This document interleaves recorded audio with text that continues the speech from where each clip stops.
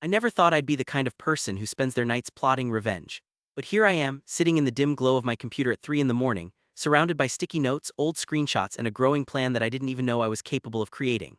My name's Ethan Cole, I'm 28 years old, and I live in Ashwood, Oregon, a tiny town tucked somewhere between mountains and mist, where not much happens and even less gets forgot. I'm not a big guy, not on the outside, 510, maybe a little soft around the edges after a year of too many coffee shop muffins and not enough gym time.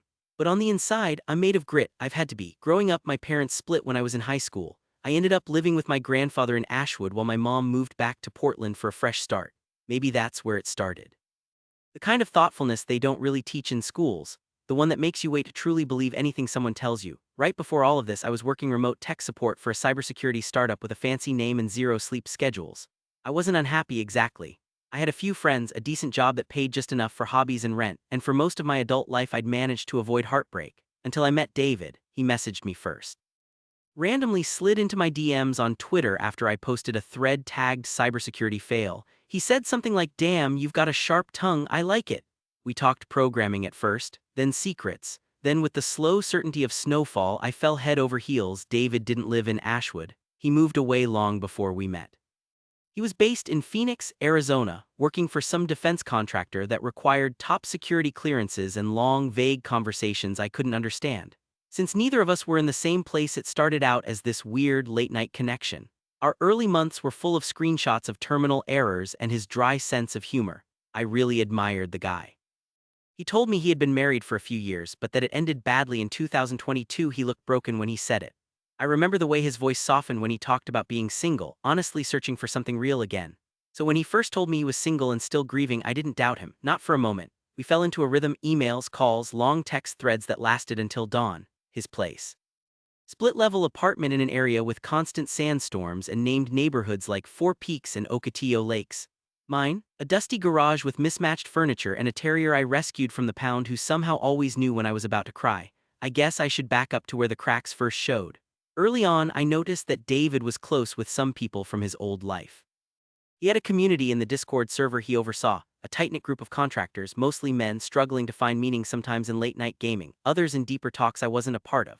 But there was one person, a woman, username Jelly2022, whose messages to David stood out. Friendly, too much. I noticed how often she'd chime in. I noticed how quickly David responded. I asked him who she was once. He said, just an old friend. Took some time to get rid of her after the divorce. That's one word he used a lot: divorced, singular, past tense. Then again with a shrug, like it ended for good in 2022. I didn't have reason to doubt him back then. He swore she was fine with him dating again, that they had promised not to get in each other's way. He even showed me a screenshot of a message from her. It said, "I'm happy you're finding someone, you deserve it." I should have felt reassured. I didn't. It wasn't that I was paranoid. It was the way David avoided certain questions, the inconsistencies in what he told me. I found a document once, probably while trying to decrypt his browser extensions, clearly stating that David and Jelly had community property and survivorship rights. I remember reading it aloud, confused, and he told me flatly it was a legal mistake, and if I didn't trust him, why was I even talking to him? He made me feel bad, not betrayed, not lied to. Like I wasn't trusting him enough. He was usually the one who deflected. "You think I remarried?" He laughed. "You think I met my ex?" His reply was meant to disarm me, and it did for a while, until a screenshot I stumbled on by accident in his archive labeled "Back to Married 24. He had whispered one night in that same soft, trusting tone that marriage was stupid. It's a trap that people drag each other into without meaning it. That's exactly how he phrased it. And then, like a cruel irony, he married Jelly again in 2023 while still dating me. I was never part of that. I didn't even exist in that timeline, and still there I was writing him detailed plans for our future. One weekend I remember going to Portland with friends and talking about moving there for him. He listened. He nodded. He smiled like he had secrets that I'd never ever guess. Then came that final, cold spike of betrayal. One day, 5 months ago, after trying so hard to be gentle, after sending a message that was equal parts love and fear, questions and trust, after bearing myself like I hadn't done in years, begging him for honesty, for clarity, asking if maybe we had just misunderstood each other, he replied, "Well, thank you." Not an apology. Not a single acknowledgement of my pain or the words I had spilled. He didn't answer my questions. He didn't talk about Jelly.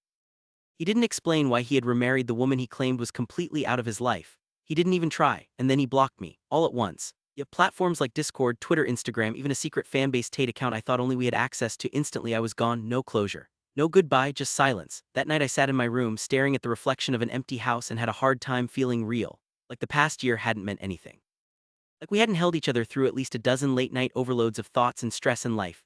Even now I can barely understand how it unraveled so fast. I replayed his words and messages too many times. The sweet ones, the distant ones. He was never fully present during calls, sometimes logging into work on mute, other times with slow, exhausted replies like something was dragging him down.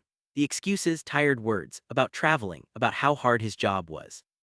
I gave him room to breathe. I gave him the benefit of the doubt, and he leveraged that tenderness against me. The thing is, I wasn't the only one. I found out later through mutual friends who only confided in me after realizing what this guy was doing that David had started dating a few people before and after me. One of them supposedly suspected his marriage was fake, but he told her the same line. Marriage is stupid, divorced, never going there again. He even had an elaborate reason, something about his sexuality expanding. I didn't think we'd work out long term anyway. I'm finally learning what I need. He normalized exit strategies I didn't know were hidden in his language back then. Now I know, now I'm ready. At first, I didn't know what to do. Shock does strange things to your brain. You feel like it's you who messed up. My thoughts went so dark back then. I wrote to him 15 times trying to get answers, every time more desperate than the last. Wasn't his fault. Maybe I misread the documents. Maybe Jelly had moved into his place as a roommate and the papers were a clerical error. He responded once, with something that felt like a calculated machete to my trust. He said, "Do you always believe the worst side of people, Ethan? Do you force relationships to crumble so you don't have to care anymore?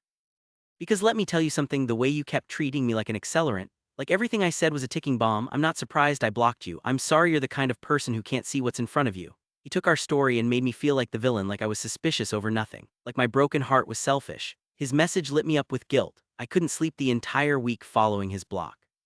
That's when the idea started forming at the very edge of my thoughts, not vengeance exactly, but restoration. Like, I couldn't get back the year and a half of my life that I gave to him, but maybe I could at least expose him. David wasn't just hiding from me. There were people around him, friends on Discord who didn't know his wife was a ghost in the shadows. Coworkers who probably saluted him in full uniform and said, "Wow, he's loyal," never knowing he'd lied his way through 2 relationships with 2 different women, all while remarried to his first woman. He was dealing with complications I didn't even know he had, so I made it my mission to find out everything. I started with Jelly. Quick search, some careful OSINT recon, careful visits across a dozen weblogs and chat logs handled carefully enough that I didn't get flagged for suspicious behavior. I found the posts, even some old ones hidden in archived photos. He was in her arms in 2023. There was her name, printed in his legal documents across 3 web headers I found in the back corners of Quora posts and Reddit agreements.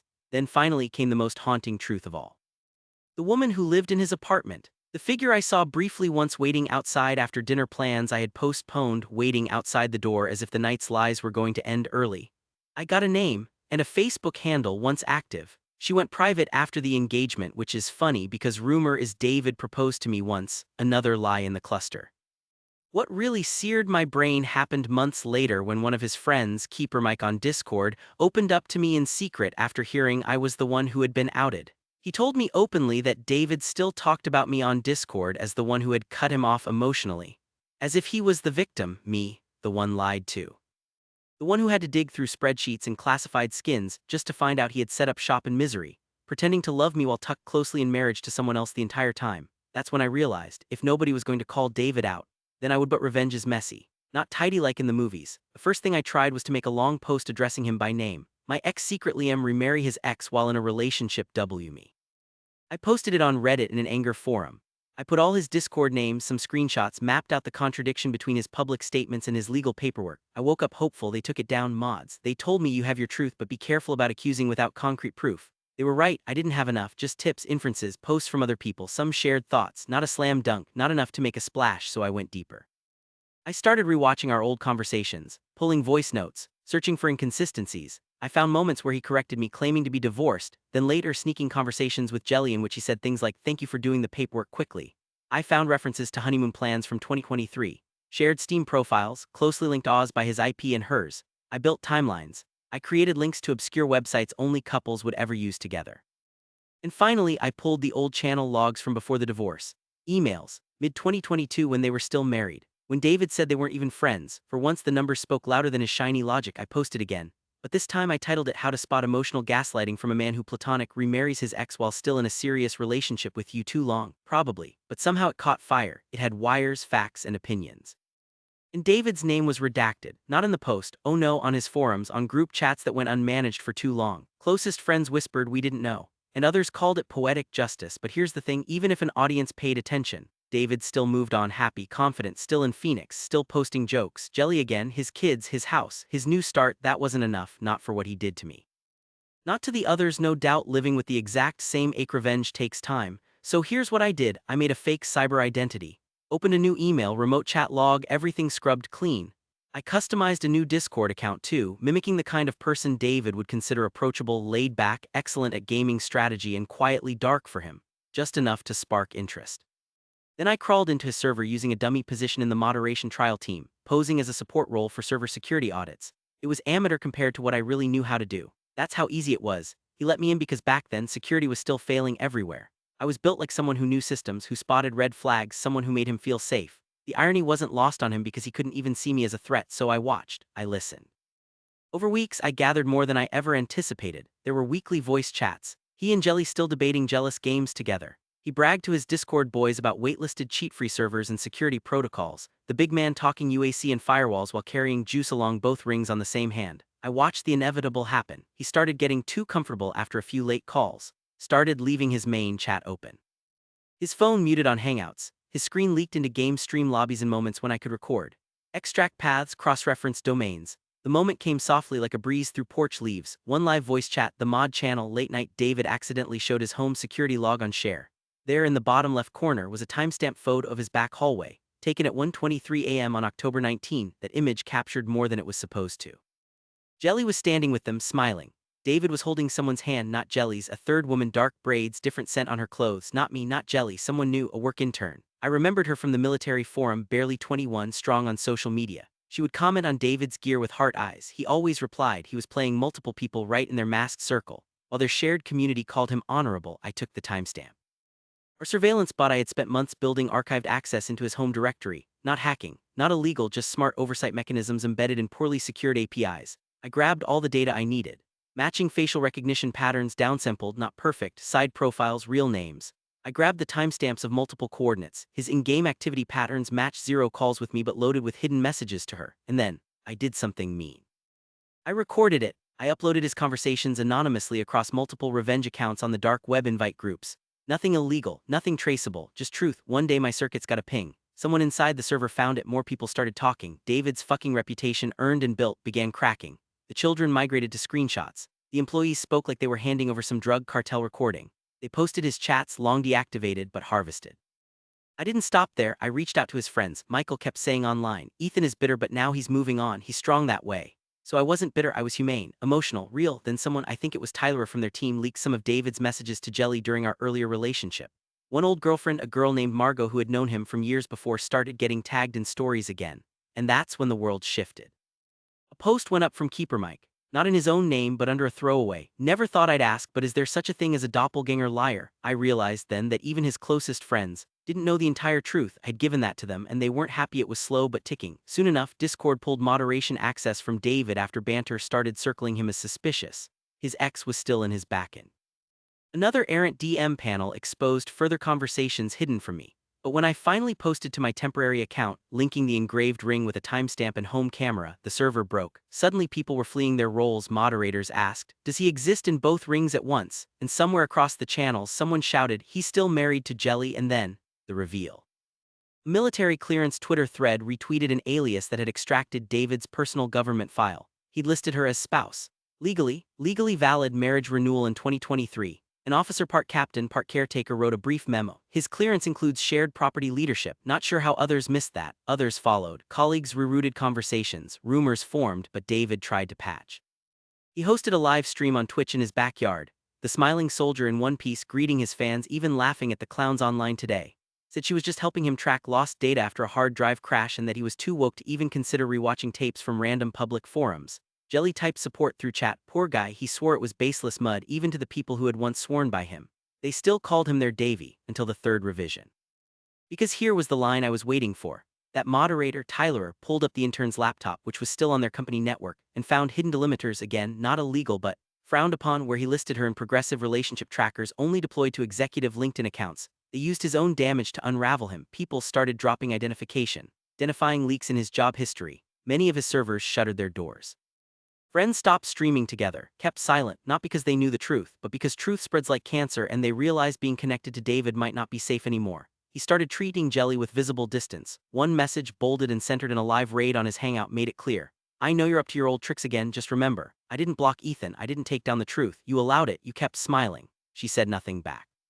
She didn't disbelieve him. She didn't respond, full stop. That was when everything collapsed, and that's when I stepped in. My next move, I found her, Jelly, David's wife. I messaged her through whatever personal contacts I could piece together. She didn't answer, but I left it open-ended. I gave her access to everything. To the uncut timeline, to the pictures, to the truth. I didn't frame it as vengeance. I framed it as something we both deserve.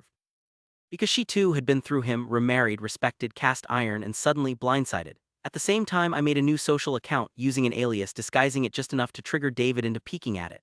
He was always the type to creep through invisible windows if he thought nobody was watching. The trap was ready. I seeded that account with intersections and engineer, unknowingly walking into the spider's den. Messages, voice logs. I designed it with planned vulnerabilities, so when he eventually fell for the trick, the backend would reveal everything. And he did. 1 month after Jelly disappeared from his Discord stream, David DM'd me from the fake account just to evaluate what was out there, seeing if anyone had record of his betrayal. This time, he asked, "Hey, what do you know about Ethan?" My decoy account said, "Ethan, just that nobody talks about him anymore." "You knew him too?" David hesitated. Then responded, "I did, before some things unraveled."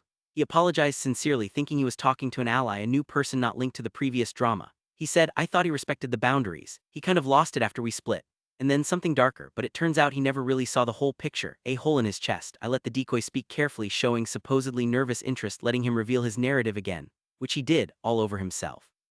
Ran the words, used the same wording he spoke to me 1 year ago. I had him in verbal quicksand, and when the decoy account said, "Wait, so all the marriage claims about you, that was a misunderstanding. You weren't remarried during that time," and he replied, "No way, I was legally separate, somewhere, between two layers." That document, timestamped, voice-verified, location tracked, was enough to resurface. That time it stayed on the boards for weeks.